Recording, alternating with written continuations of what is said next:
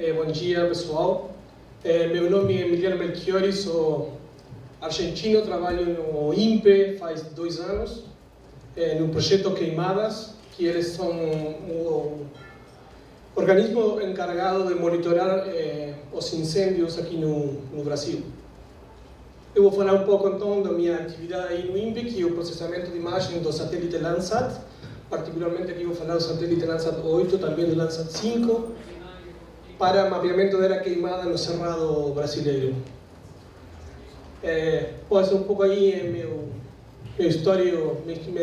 minha história profissional. Eu sou bioengenheiro, estudei na Argentina, na Universidade Nacional de Entre Ríos. E, ou seja, eu não tenho formação de informática.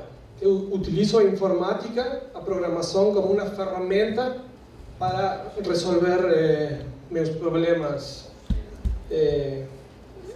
profissionais.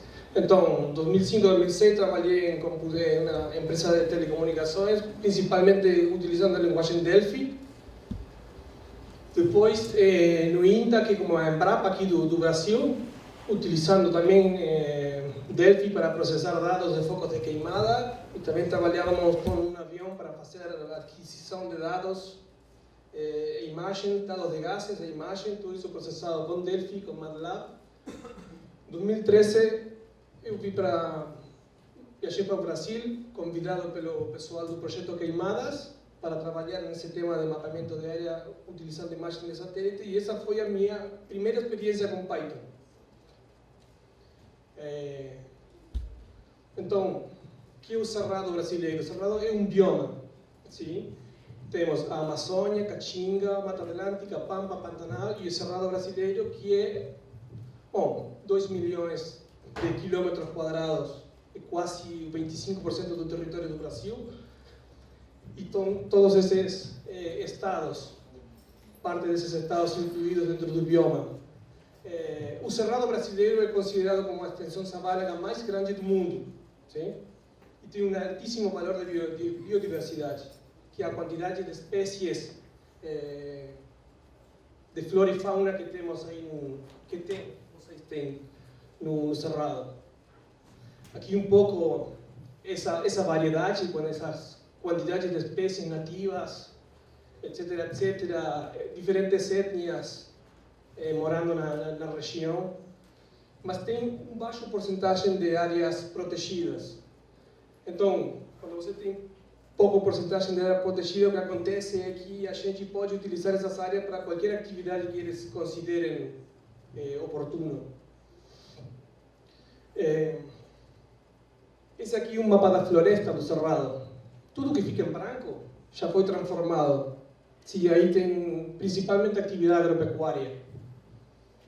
Então, o que fica ainda disponível não, o que fica remanente de floresta nativa é o 35%, ou seja que é hora de começar a cuidar esse bioma. Dá para ver nesse mapa uma pequena área aí em amarelo, que é um corredor ecológico. Corredor ecológico é um agrupamento de áreas protegidas para favorecer a dispersão das espécies, a conservação das espécies e tudo que acontece nessas áreas. As áreas protegidas são interessantes para desenvolver metodologias de avaliação de mudança, porque você supõe que nessas áreas não tem que ter atividade do homem, antrópica. Simplesmente os processos naturais que deveriam estar acontecendo aí. Então, o governo do Brasil cria esse corredor ecológico para favorecer essa conservação. Mas o que acontece é esse. Esses são mapas de focos de queimada, focos ativos de queimada. Aqui temos o ano 2008, 2009, 2010, 2011. Dá para ver que uma concentração muito alta de focos de queimada nessa área, o que é particularmente chamativo. 2012, 2013, 2014.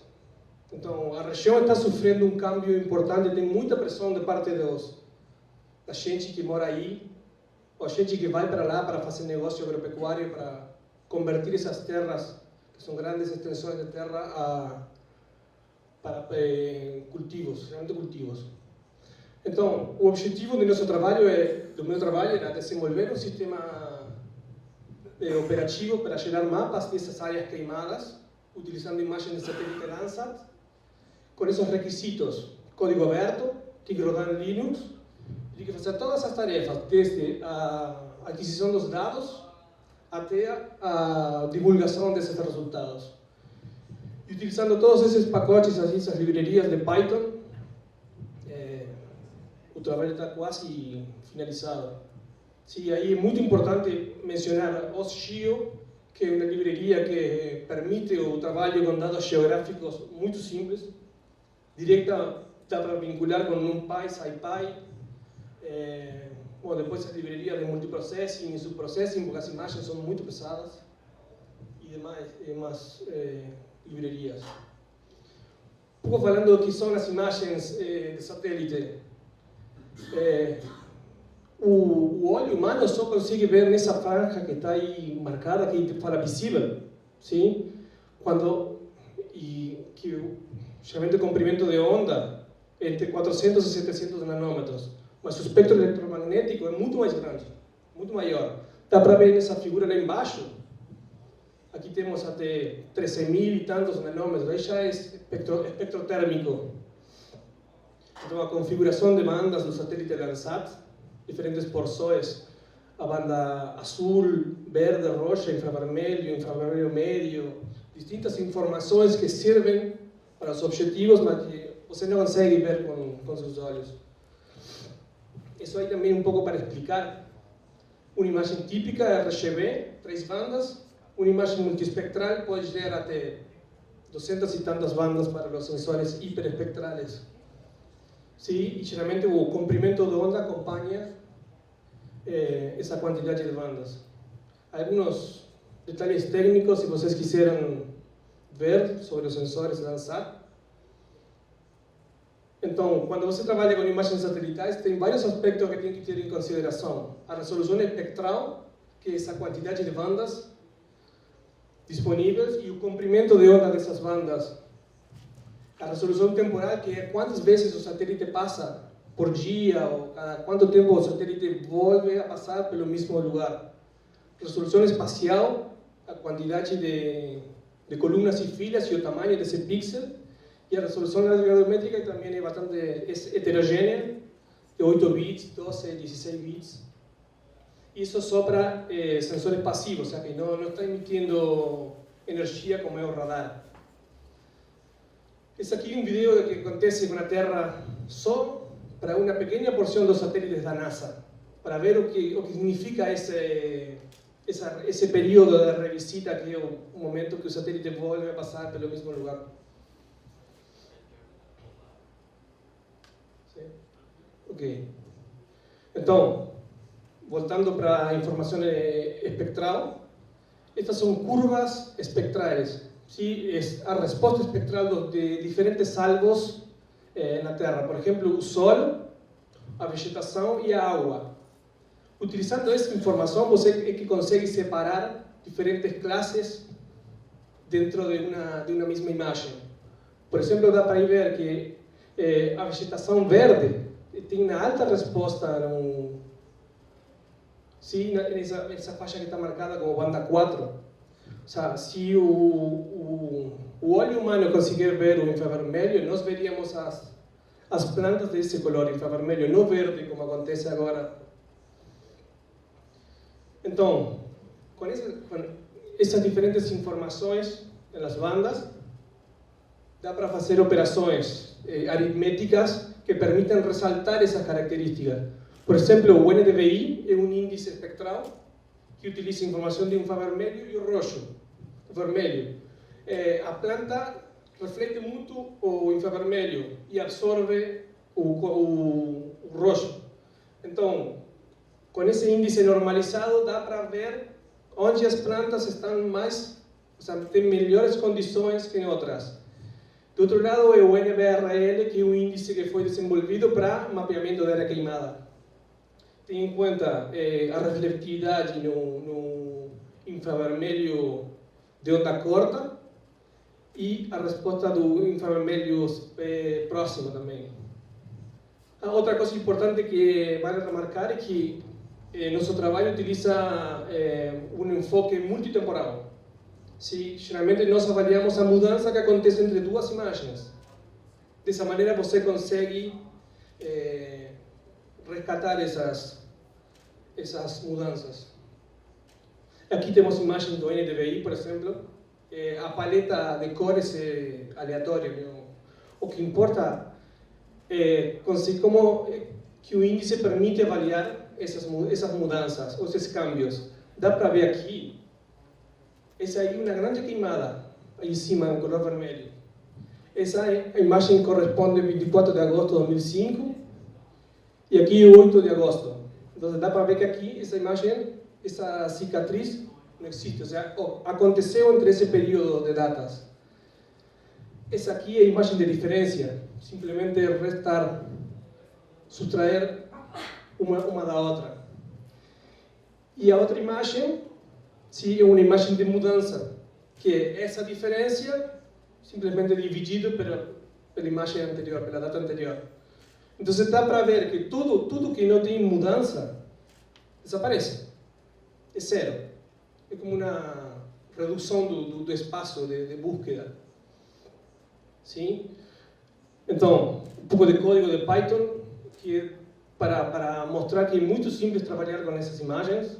Sim? As imagens são pacotes descarregados de diferentes servidores. Geralmente são arquivos comprimidos tar gz, tar bz. Então, simplesmente é detectar se o arquivo é válido e extrair. E depois se declara uma matriz n-dimensional de NumPy, tipo de dado também é float, porque vamos trabalhar com reflectância. E a linha que tem embaixo, esse é o comando que serve para carregar uma imagem em uma matriz de NumPy.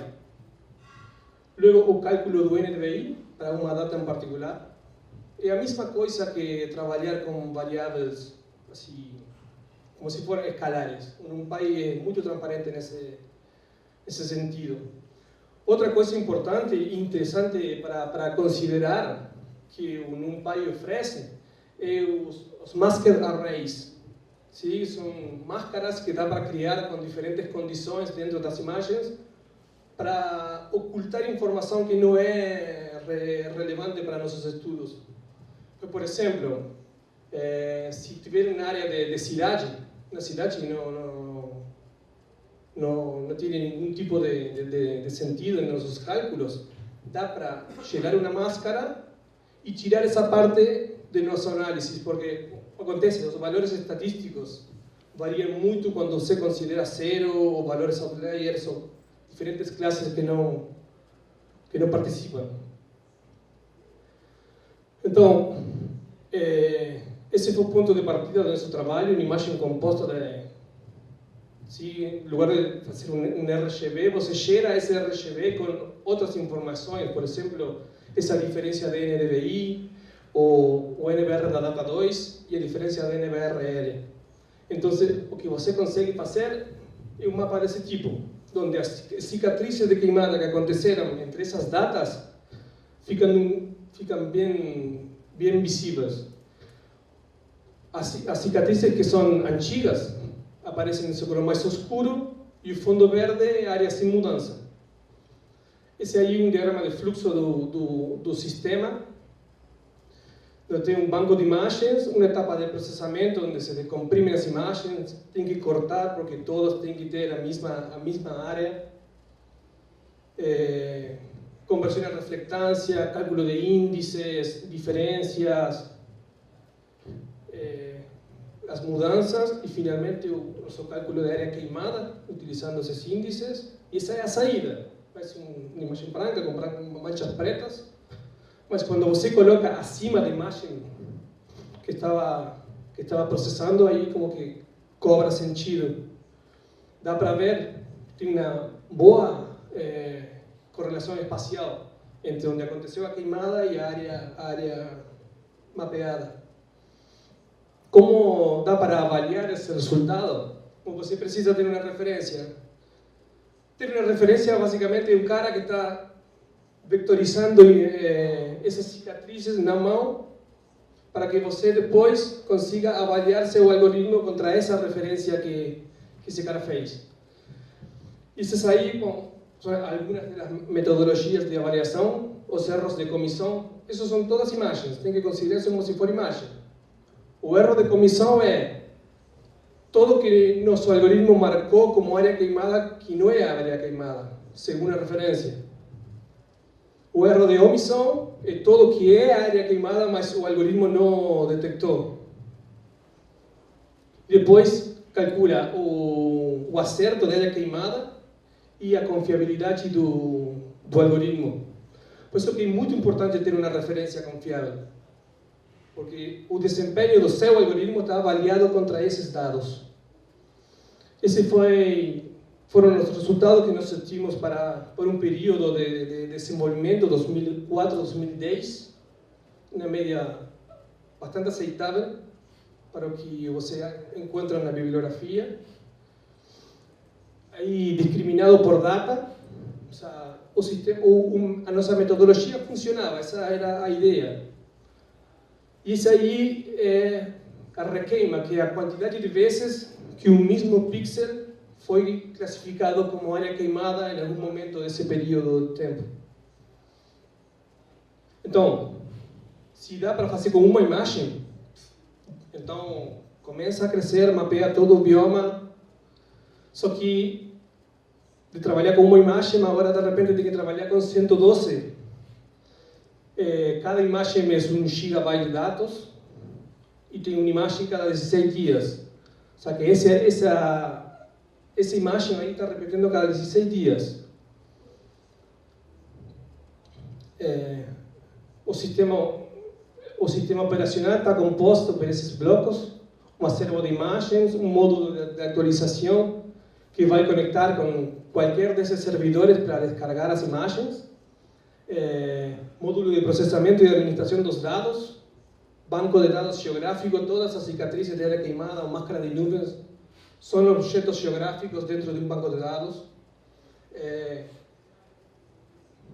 Aqui também dá para ver que não é lógico pensar que a mesma condição vai estar no meio do Tocantins, vai ser o que acontece em Mato Grosso do Sul ou em São Paulo. Então, a opção que nós escolhimos foi trabalhar com limiares de extração diferenciais para cada uma dessas órbitas. Por isso que aí uma das tabelas do banco de dados é configuração da extração. Aí tem os limiares de extração para cada uma das órbitas ponto dessa área. Para quem quiser trabalhar com imagem Landsat, tem essa ferramenta aí que permite fazer búsqueda e descarga mediante programa, com servidores da USGS, da Amazon e da Google, que agora tem cópias de todo o acervo de imagens Landsat desde o ano 72, creio que foi o Landsat 1. Está todo disponível para uso livre, público. Bom, algo importante que eu trabalhei nesse projeto foi o uso da livraria de multiprocessamento de Python. As imagens, cada uma dessas imagens de satélite são 11 bandas de quase 7.000 por 7.000 pixels em 16 bits, que depois tem que convertir a 32 porque vai trabalhar com ponto flotante. Então, é muito espaço, muita memória para uma função só. Então, a melhor alternativa que achei foi o módulo de multiprocessing, porque isso aqui é muito importante. Você imagina tem uma imagem que processar, que detectar alguma coisa, tem que classificar. As diferentes partes dessa imagem são independentes da outra. Então, dá para dividir essa imagem em blocos, processar os blocos e depois, finalmente, juntar a saída. No nosso caso, essa imagem branca e preta que é a saída, ou seja, a saída binária, agrupar diferentes saídas binárias em uma só é muito simples. Então, quando você trabalha com imagens, não tem vinculação entre os diferentes blocos dessa imagem, o módulo de multiprocessing é fantástico para isso. Utilizando esse módulo de multiprocessing, então, atualmente, são essas funções que são feitas, conversão de raster a vector, utilizando uma das livrarias dessa OSGeo, e escritura no banco geográfico, aproveitando também essa capacidade do PostgreSQL de atender múltiplas conexões simultâneas, acho que todas são iguais.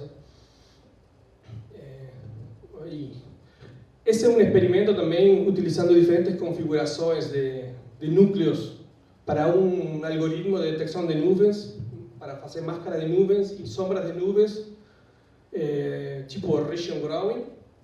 Então, para um núcleo, o tempo era absurdamente lento, não dava para fazer sequer. Então, utilizando esse módulo de multiprocessing, chega a um tempo que é bastante aceitável para esse processo. Isso é uma saída típica desse algoritmo de mascaramento de nuvens. Utilizando essa ferramenta, dá para conservar a área útil da imagem para esses estudos multitemporais. Como foi feito essa parte de multiprocessing? Eu utilizei tipos de dados assim, personalizados, como se for. Aí arriba dá para ver que vai ter um objeto imagem, outro que vai ser o PROC-ID e, por exemplo, a informação do banco de dados. Para utilizar esses dados, simplesmente, com uma QUery para comunicar com os trabalhadores. Crio um desses objetos para cada um desses blocos da imagem e depois criar a cadeia de processos, iniciar. Bastante simples. Para trabalho com Python e PostgreSQL, um módulo muito bacana é esse PsychoPG2. Esse aí está marcando uma prática recomendada, que é tirar tudo que seja variável do string da consulta e colocar como dados para que o próprio a livraria faça o manejo disso. Outra coisa importante também é avaliar os erros, utilizando essas exceções. E, bom, algo para trabalhar com PostX. Vocês lembram que cada um desses subblocos da imagem era passado para um trabalhador que processava, convertia raster para vector e inseria num banco de dados geográfico. Agora, o que acontece? Se tenho alguns objetos que formam parte de dois desses blocos, depois tem que unir, de alguma maneira tem que unir. Utilizando PostX, dá para fazer essa união diretamente no banco de dados e esquecer dessa parte. Isso aqui é um sistema de visualização que está sendo desenvolvido agora. Dá para... Isso seria bom fazer um teste aqui. Mas tem uma linha de tempo, cada um desses anos tem diferente quantidade de imagens. Então, o sistema processa tudo e depois disponibiliza aí para você avaliar. Dá para escolher diferentes órbitas, pontos, anos do período, ver relatórios. Então, aí dá para ver um pouco, tem uma área queimada grande que acontece aí. Aí tem a detecção da área queimada e acima da detecção da área queimada, os focos de calor. E aí dá para ver juntos as duas. E esse aí também é uma análise de 30 anos de queimadas para essa órbita ponto em Tocantins, no Parque Estadual do Xarapão, desde 84 até 2014, e essa é a evolução da área queimada como uma standardized anomaly, ou seja, quando se desvia a área queimada em um determinado ano respecto da média. Bom, esses aí são algumas imagens do Parque Estadual do Xalapão. Se não conhecem, é um lugar muito interessante para visitar.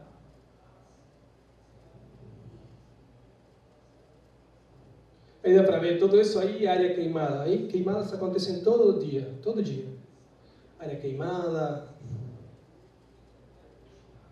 Esse aqui branco, área queimada, tem muita areia no solo. E toda essa geografia assim, um tanto alienígena. Área queimada. Tudo isso aqui também é área queimada. E, infaltável, atividade agropecuária. Uma meseta, acima de uma meseta cheia de algodão, maíz, soja. E aí também dá para ver o que acontece, a fronteira agrícola, o que é a denominada fronteira agrícola. Aí está bem marcada, uma plantação de eucaliptos de um lado e o cerrado do outro. Bom, como conclusão do meu trabalho, é que Python é uma ferramenta extremamente válida para processamento desses grandes volumes de dados. Se tem funções e bibliotecas para qualquer coisa. Eu não tinha nenhuma experiência de trabalho com Python e em 2 anos já temos um sistema operacional trabalhando com uma certa complexidade, muito bom, muito interessante para divulgar também. O uso de memória e o performance do sistema está dentro dos parâmetros esperados, tudo isso graças a um módulo de multiprocessing, que foi o que praticamente salvou esse projeto. E que a complexidade sempre pode ser maior, sim? Mas para mim é uma escolha optar por soluções simples. Bom, é só isso. Obrigado.